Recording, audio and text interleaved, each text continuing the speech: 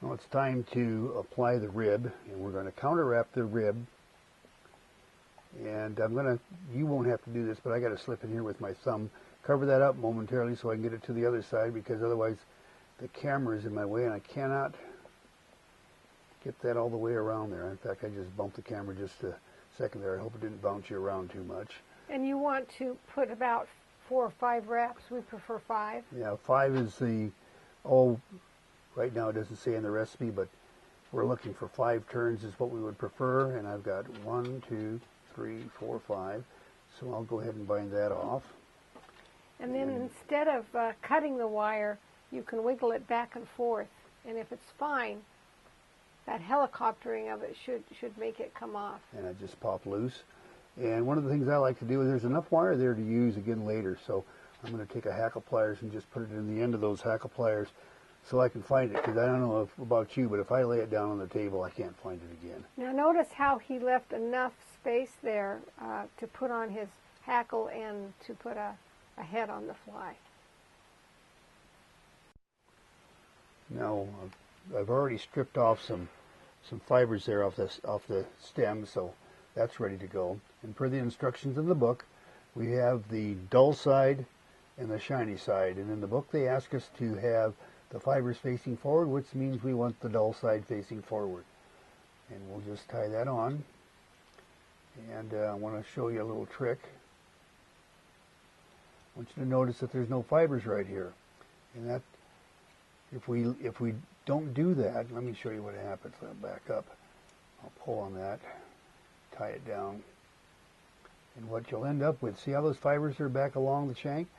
And your instructor and your evaluator won't much care for that. So I'm going to pull that out so I have just bare stem, so that the first turn of hackle allows the fibers to lay straight. Okay, I'll just trim off the waste end of that hackle now and get it out of my way. It's getting to be kind of a pain in the neck. Wrap up to the hook eye, and now I'm going to prepare to wrap my hackle. Just like I have with some other materials, though, I have to move in with my hand and kind of hold the fibers, keep them from coming undone, because I have a camera between you and me. But I'm going to wrap these just as close as I can together, making a nice hackle application. Just like the book says, if you're going to have a little bit of hackle, or too sparse of hackle, or too heavy, a little bit too heavy is a little bit better. And we'll just...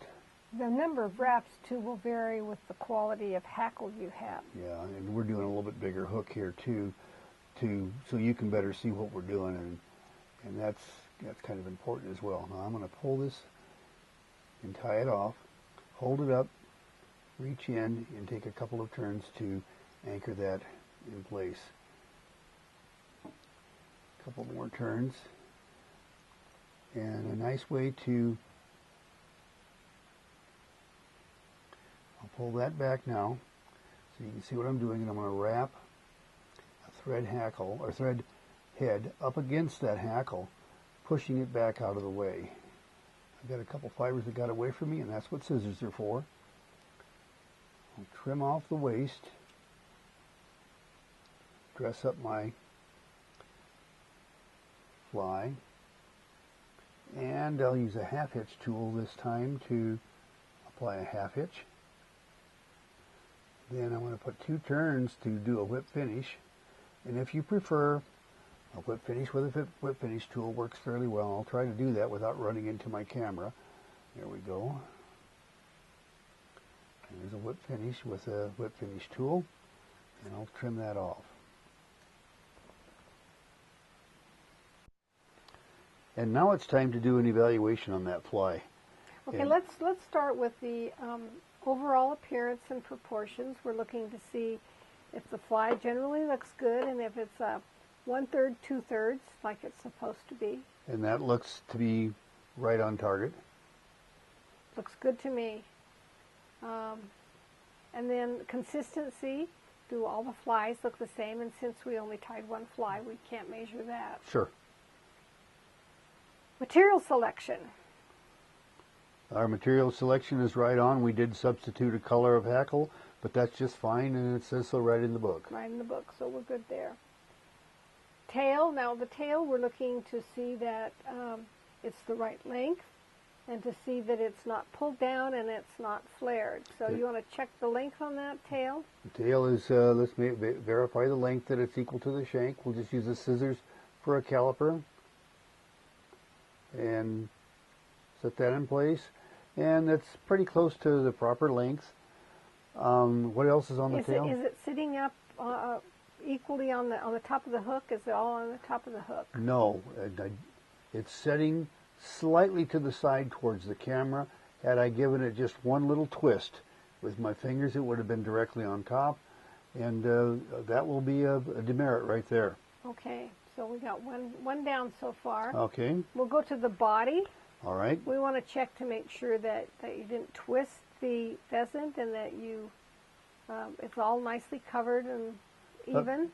It's all that, but remember back when we broke the one fiber and trimmed it off? I should have done a better job, and I left a little one right here, and that's another demerit. So that's 2 points off. Okay, and now we want to talk about the ribbing. We've got that fine silver ribbing that should be about 5 turns and equal distance between the turns. And it is. We've got 5 turns. We've already counted them out.